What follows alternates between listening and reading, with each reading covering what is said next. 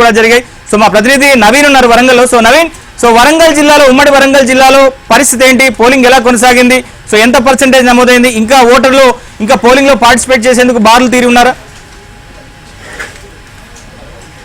నవీన్, మీరు చెప్పినట్టు ఉమ్మడి వరంగల్ జిల్లాలో 12 మున్సిపాలిటీల్లో ఎన్నికల పోలింగ్ ప్రక్రియ ప్రశాంతంగా సాగింది. మహబూబాబాద్ ఇటు వరంగల్ జిల్లాలో కొన్ని చెదురుమదురు ఘటనలు మినహా ఎన్నికల పోలింగ్ అయితే ప్రశాంతంగా కొనసాగిందని చెప్పుకోవాలి.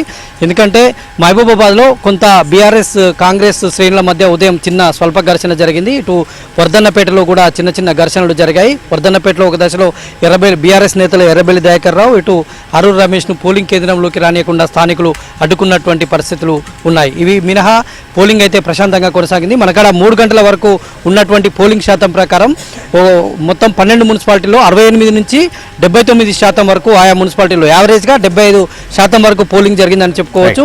అయితే ఇప్పుడే పూర్తి అయింది కాబట్టి 80% వరకు కూడా పోలింగ్ శాతం దాటవచ్చు అని చెప్తున్నారు.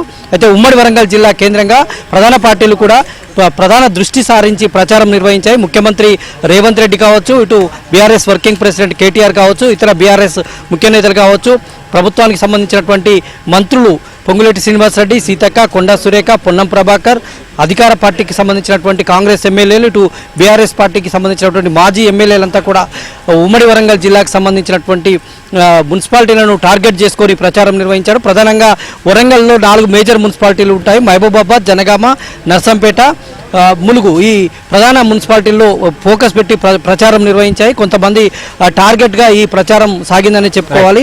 అయితే ఇప్పటివరకు అయితే 75% పోలింగ్ నమోదైంది. ఇంకా పోలింగ్ శాతం పెరగవచ్చు అనేటువంటి అంచనాలు అయితే కొనసాగుతున్నాయి. మొత్తంగా పోలింగ్ ప్రక్రియ అయితే ప్రశాంతంగా కొనసాగింది. నవీన్.